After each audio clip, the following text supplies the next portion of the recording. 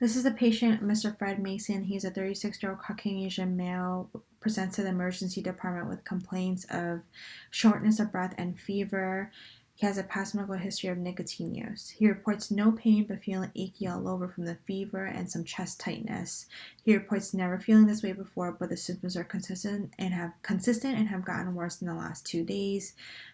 He does endorse a productive cough with green phlegm. Patient states that symptoms are worse if he tries to do too much, but he also states that nothing is making the symptoms any better. He has tried some homeopathic treatments, but to no relief.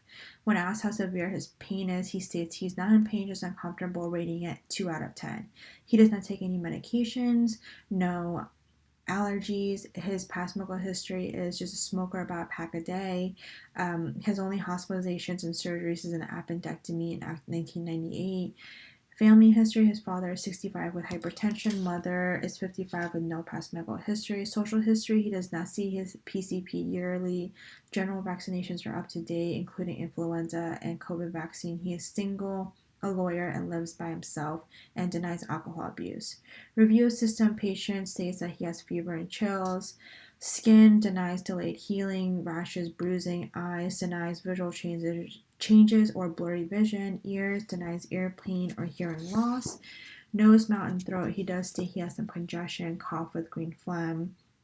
Lymphatics: he denies bruising, blood transfusion, night sweats, or swollen glands. Cardiovascular: he does state he has some chest tightness. Respiratory: some coughing, wheezing, and productive cough with phlegm. GI: denies abdominal pain, nausea, vomiting, diarrhea. GU: denies urgency or frequency burning.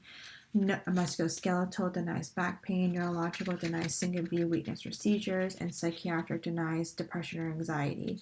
Objective BP is right arm is 190 over 74, left is 101 over 70, temperature is 38.1 degrees Celsius, pulse is 87, regular rhythm, strength is normal, respiratory rate is 24, pattern is normal, effort is labored. Patient is a healthy appearing adult male in respiratory distress. Skin is warm, dry, and clean. HENT is all normal.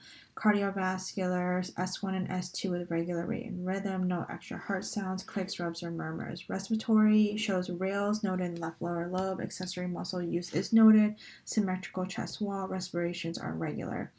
GI, bowel sounds active in all four quadrants. Abdomen is soft and not tender. GU, bladder is not ascended, no CVA tenderness. Musculoskeletal, full range of motion. Neurological, speech is clear. Psychiatric, patient appears anxious due to shortness of breath, but is alert and oriented times 4 and answers questions appropriately. Lab test shows ABG shows his oxygen saturation is 89%. Chest x-ray shows left lower lobe consolidation, suspicious for pneumonia. BMP is unremarkable. CBC shows a slightly elevated WBC at 11. COVID PCR and influenza PCR are both negative. Sputum culture shows Streptococcus pneumoniae. Differential diagnoses include COVID, influenza, and pulmonary embolism, which all can present with shortness of breath and fever and a cough. Final diagnosis is community-acquired pneumonia. Medications include loading dose of 500 milligrams of azithromycin times 1 dose, followed by continuing 250 milligrams of azithromycin PO daily times 4 days. Patient is advised to use incentive 10 times an hour, and oxygen nasal cannula to keep oxygen saturation above 92%. Diagnostic tests include ABG on admission, and if respiratory status deteriorates, stat ABG, chest x-ray daily, BMP, CBC to follow a leukocytosis. Patient education includes proper hand washing with soap and water. The main focus is patient needs to have smoking cessation as it causes inflammation to the lungs and delayed healing process. Health promotion includes annual vaccinations against influenza as well as pneumonia since he is slightly immunocompromised from the smoking. Recommend smoking cessation and smoking cessation websites, resources, and support groups. Referrals is to follow with pulmonary for establishment of care, recommend pulmonary function tests, and follow up with PCP and pulmonologist for further workup if there's any damage to the lungs from tobacco use.